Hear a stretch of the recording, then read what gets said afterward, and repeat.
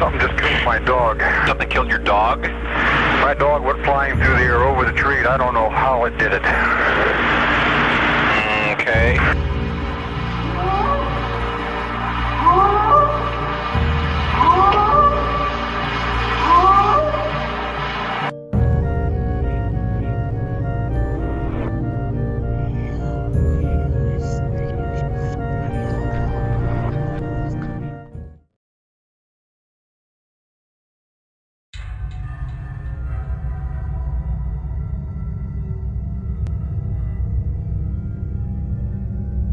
Deep in Bigfoot Territory, Episode 4. Port Chatham, Alaska. This is a Squatch Mafia documentary.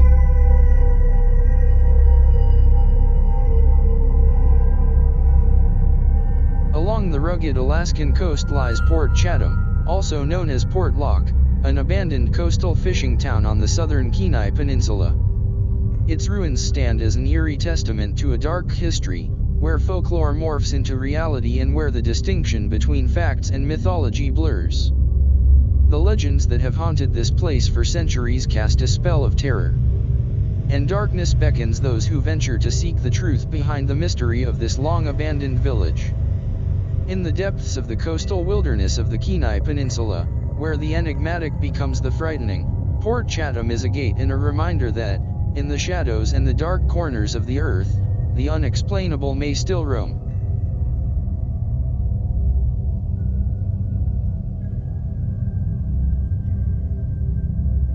Port Chatham, or Portlock, was a small settlement about 130 kilometers southwest of Anchorage on the Kenai Peninsula in Alaska. The history of Portlock dates back to the 18th century when Russian fur traders came to the area to hunt. The place was named after Captain Nathaniel Portlock, a British sailor who anchored here in 1786. Captain Portlock, a member of the British Royal Navy, found sanctuary here in winter of 1786 during his Alaska expedition and praised the site. In the late 19th century, Port Chatham was used as port for trading fish and fur goods. Some of the first residents were Russian traders and native fur hunters who settled close to the area. Later American settlers also came and settled as fishermen and miners. Around 1900 an American firm brought in a fleet of fishing boats and built a cannery to take advantage of the calm waters and the healthy run of salmon. The village of Port Chatham grew around the cannery and the local chromite mine, nestled between the sea and vistas of snow-covered mountains. By 1921, residents established a post office.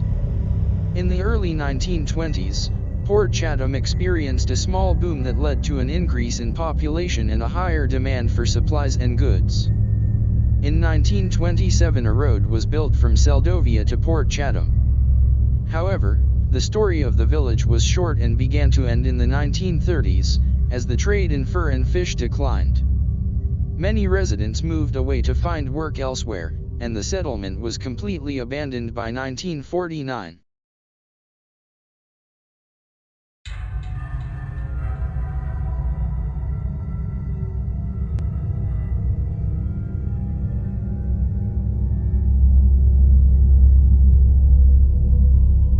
Over the decades legends and rumors persist that the abandonment of Port Chatham was primarily due to missing residents of the town, unsolved murders, and mysterious and haunting encounters and sightings in the forests and coastal areas around Port Chatham. Various articles, newspaper reports, and books have documented the events since the late 1960s. Many eyewitnesses and former residents of the village have been interviewed.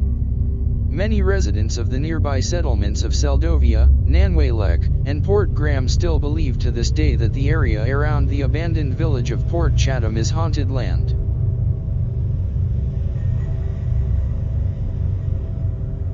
These stories don't commence with European explorers, but with indigenous people that have inhabited the peninsula for thousands of years.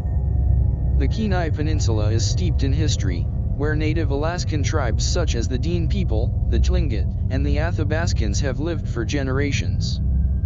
Their stories and legends speak of large humanoid creatures, the Nantinaq, or the Kushtaka, that wander in the dark wilderness of the peninsula. The area of Port Chatham never has been settled by native people and is said to be cursed since generations and centuries. Since countless generations, this region of the Kenai Peninsula is seen as habitat of what the natives call Nantinaq, or Kushtaka. Kushtaka, a Tlingit term, can be translated to land otter man, while the Athabascans and the Dean refer to the creature as Nantinaq, a Dean term, used in the Kenai Peninsula dialects. It is literally translated, those who steal people. There are famous stories in native mythology in which people had actual encounters with the Kushtaka or the Nantinaq. The indigenous people of the region fear the creature and avoid it, not to attract its attention or disturb its territory.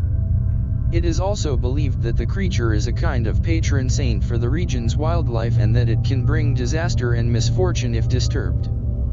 The stories about the creature known as Kushtaka or Nantinaq are deeply rooted in the culture and history of the indigenous people of the Kenai Peninsula.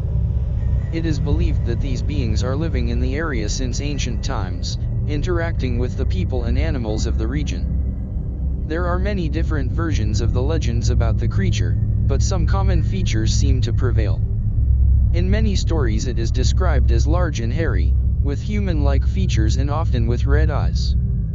Some stories also tell of its smell, which is described as fishy or musty. The creature is believed to be intelligent and spiritual, and capable of imitating human language. Some stories tell of indigenous people who were able to speak with the Kushtaka or Nantinaq, and the creature is described as trickster-like, putting people in danger or playing pranks.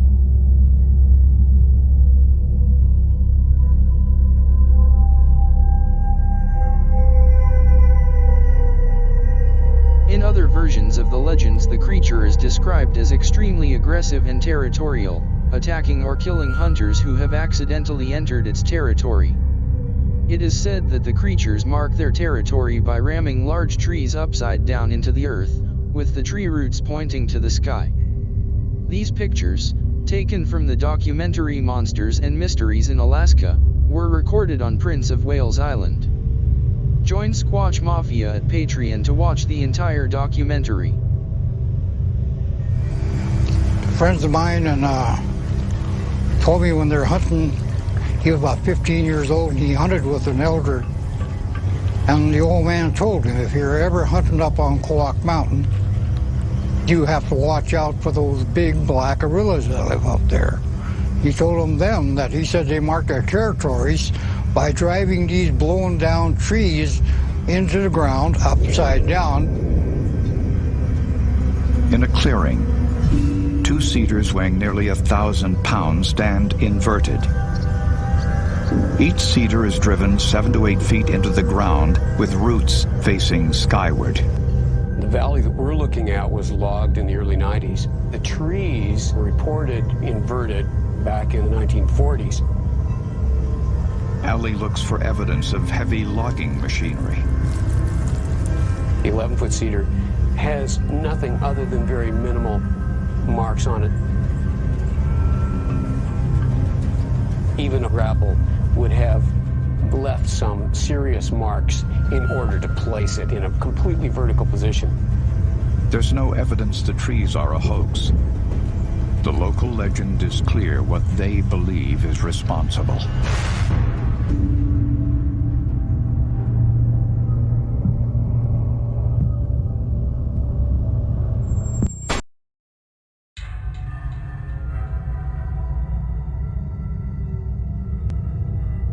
Other examples of inverted trees can be found in Alaska and the Pacific Northwest in general. A mystery that never has been debunked nor explained by mainstream science.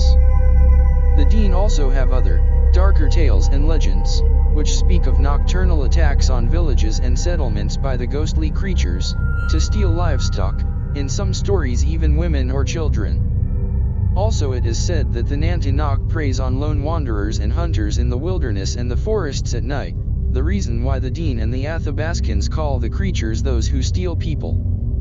These stories were passed down from generation to generation.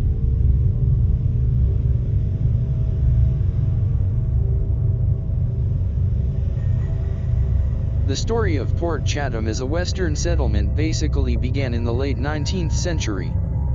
Around 1900 a cannery was built and the settlement grew slowly on the rugged southern coast of the Kenai Peninsula.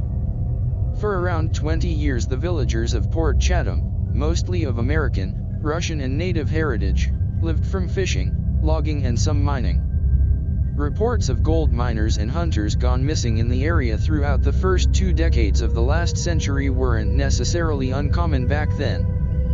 But what was strange was the frequency in which these mountain men were vanishing near Port Chatham. Although some of these disappearances can surely be attributed to the fierce Alaskan terrain and also to forest predators.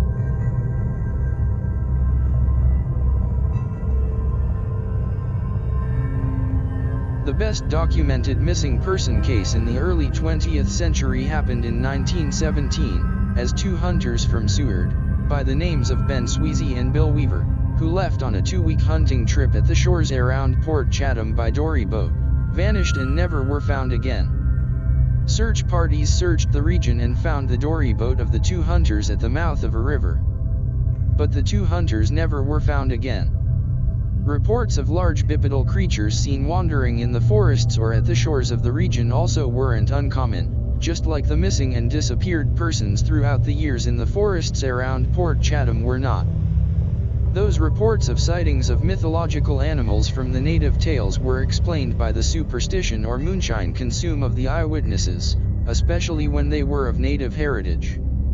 It wasn't until the early 1930s that the terror began to strike in the woods and coastlines around Port Chatham.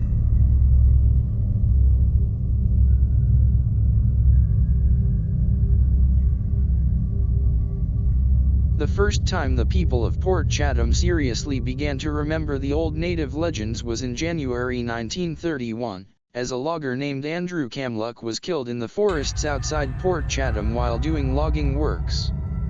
He was found dead after suffering a heavy blow to the head.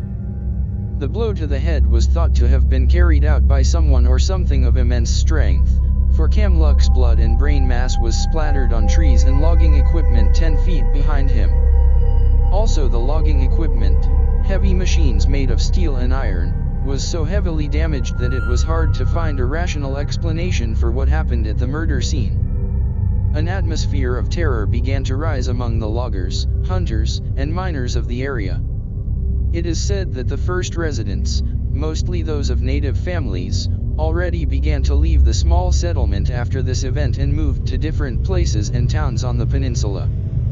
Later in the same year, in the spring of 1931, a well-respected Port Chatham fisherman named Tom Larson reported seeing a gigantic hairy creature walking on 2 legs on the forested coastline outside of Port Chatham in the morning hours, while Larson was returning from a fishing trip on his boat. He said the huge creature was looking at him and his boat and he was lucky to be on boat far away from the coastline.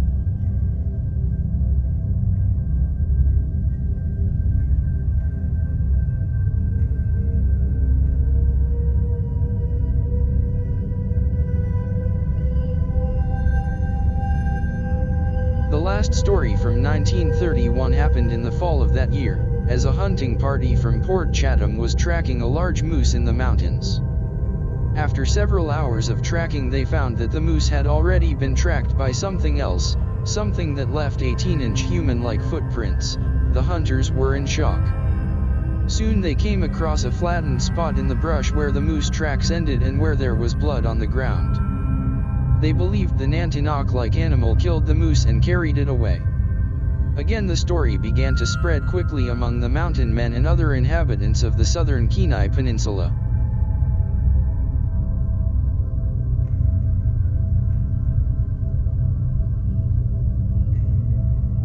In early 1932 some gold miners from nearby Port Graham disappeared on their way back home from Port Chatham. Their remains were never found. The small community began to lose residents constantly. The loggers and hunters of the region started to avoid the forests and coasts around the settlement. Later the year a group of cannery workers went into the forests to hunt. After 2 weeks one of their bodies, horribly mutilated, with broken bones and a fatal blow to the neck, was washed down the stream into Port Chatham. It seemed impossible that a known forest predator could have carried out such a vicious attack. At that point, horror and an atmosphere of terror had a tight grip on the settlement of Port Chatham. The other men of the hunting party never were found. Throughout the 1930s, it was a known fact that people disappeared in the forests and the coasts of the Port Chatham region. It was not too uncommon that human remains were showing up from time to time.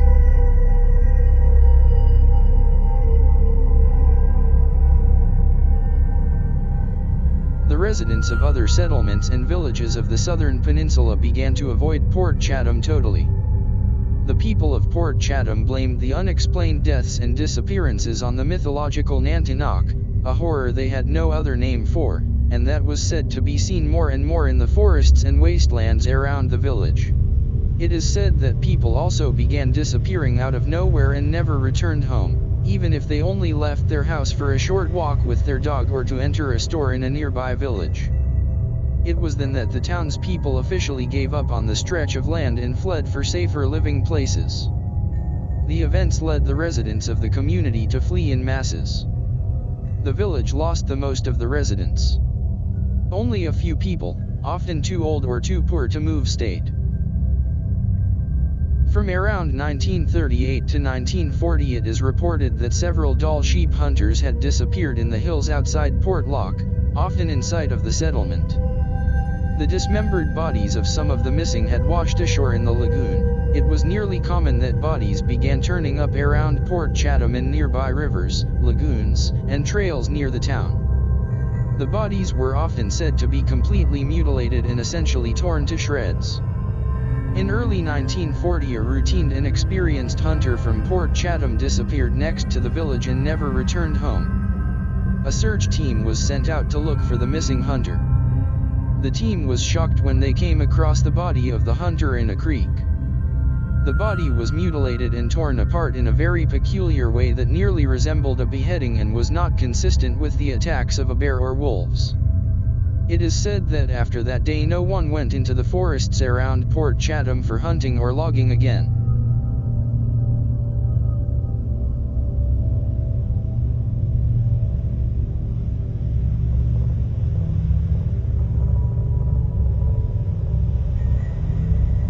In the next months and years, the settlement was fully abandoned, only empty buildings remained. This relics survive to this day and can still be found on the beach and in the woods of the region. For several years, the local post office was the last inhabited building, enduring sole and remote for nearly 5 years, before it was finally shut down in 1949. One last historic event from the abandoned area of Port Chatham was documented in the year 1968. Nearly 20 years after the last resident of the settlement moved away. According to the 1969 Alaska magazine, a goat hunter was tracking game in the Portlock area in winter of 1968. There he was suddenly chased by a creature that scared him out of the area. He later described the animal as being extremely large, bipedal, and covered with fur. He said the animal was no bear and he was sure he never saw something like this before, nor had he heard of such an animal. One would think that a local hunter would be familiar with the predators in the area and be able to identify if one of those had been the thing to chase him. This is the last historic event from the Port Chatham area known to the public.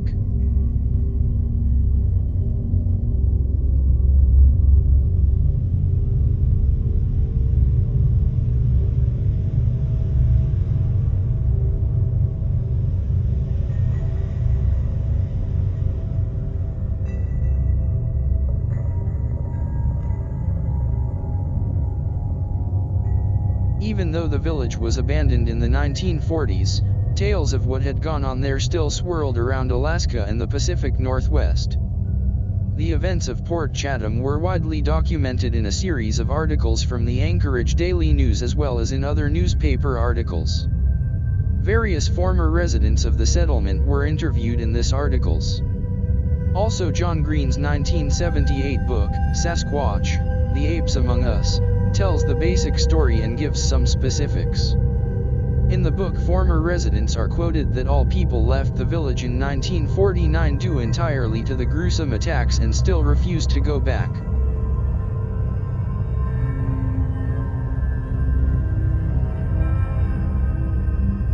United States Census, the settlement of Port Chatham was mentioned only once, in 1940, as unincorporated village with 31 residents.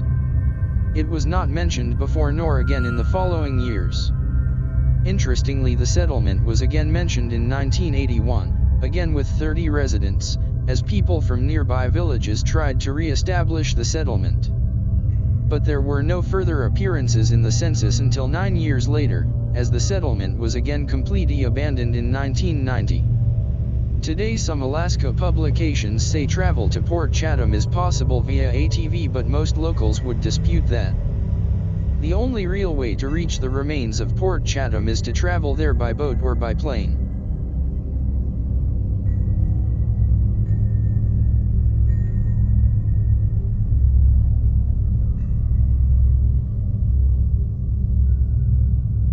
Many dismiss the tales that have come out of Port Chatham due to the aggressive nature of the Nantinaq, as the locals called the creature.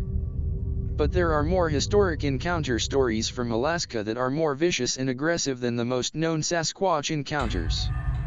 In 1900, a group of hair-covered creatures ran at a prospector who had climbed a tree in an attempt to get his bearings near Thomas Bay, Alaska.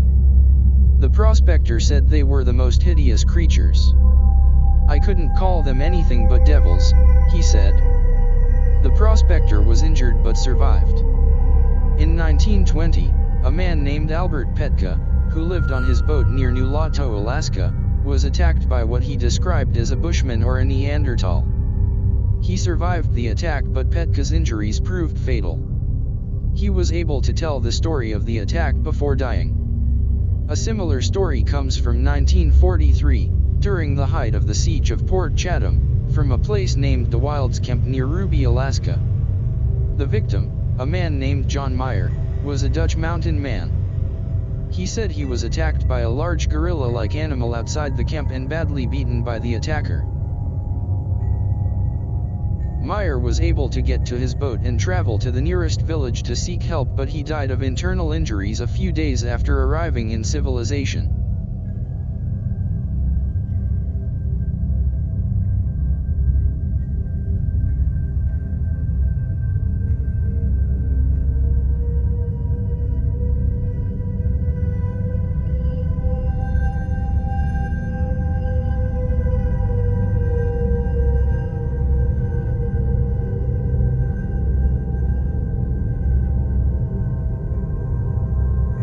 Hit the like button if you have enjoyed this video on Port Chatham on the Kenai Peninsula in Alaska, deep in Bigfoot territory. Subscribe to the Squatch Mafia channel at YouTube for more videos on Bigfoot, Sasquatch, and cryptozoology. Join Squatch Mafia at Patreon for more Bigfoot documentaries and encounter videos. Thank you for squatching.